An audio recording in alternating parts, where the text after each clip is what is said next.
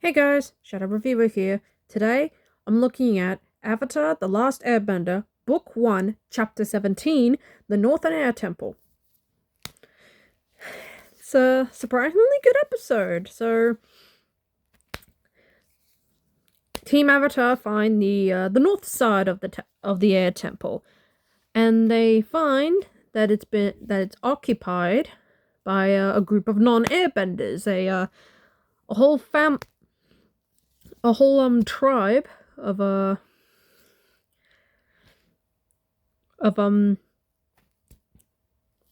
vi- I think villagers seeking sanctuary, led by then by a handicapped Tio and his father, who's an inventor and who helps invent all the air gliders. Now, Aang at first wasn't very impressed that they've chosen the Northern Air Temple as their home and have demolished half of it.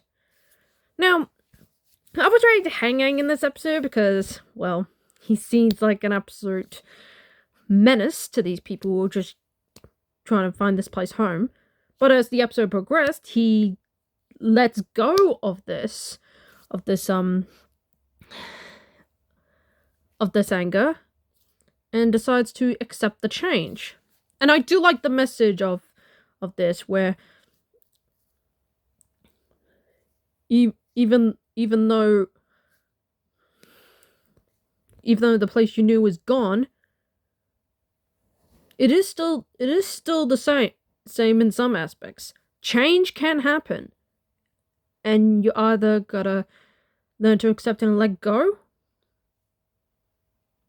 or keep holding on to the past and let the obsession take you over.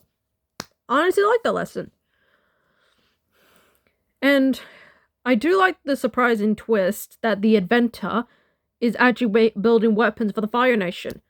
Now, I was ready to hate his character because, he turned out to be evil. But not only is he not evil, he actually has a motivation for doing this. It turns out a year after they took refuge, the Fire Nation showed up and they were ready to burn the place to the ground unless the inventor came up with a solution. I give you weapons, you stay away from my family. So yeah, he didn't do it out of greed or lust. He did it for the sake of the villagers and his handicapped son. You see, the guy, he's not a bad guy.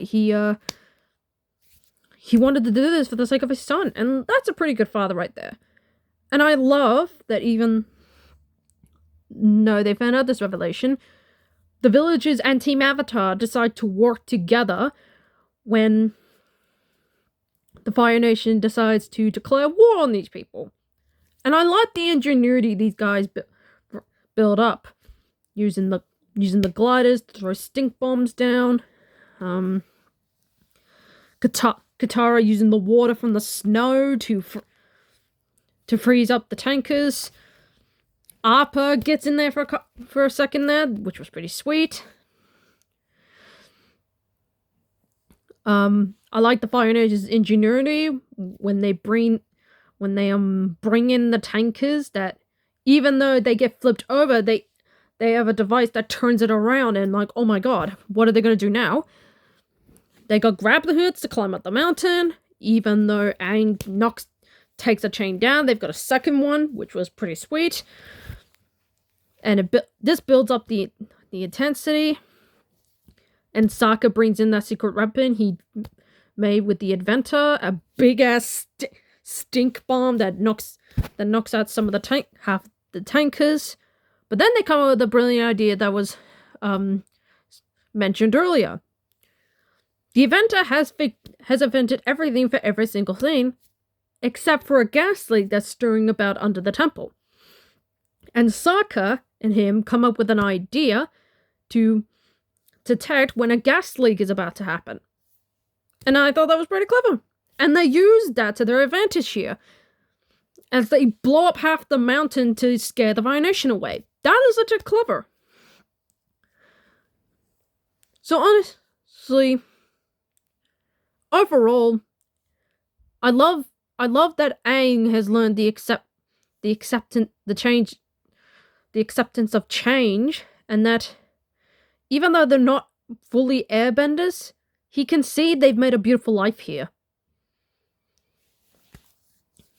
But what really intrigued me was the cliffhanger here. Makes me wonder. I wonder if they're gonna bring this up in the next couple of seasons. We'll have to find out.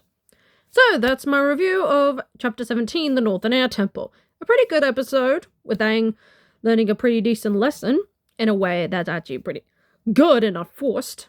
Looking at you. I'm looking at you, Chapter 15. I like the inventor actually went to drastic changes to protect his family, and I like the ingenuity the guys used against the Fire Nation. So yeah, pretty solid episode all around. Tomorrow, I'll be looking at Chapter 18, The Waterbending Master, which is only part 1 of the 3-parter of the season finale. Can't wait to get to it. Until then, I'm the Shadow Reviewer, signing off.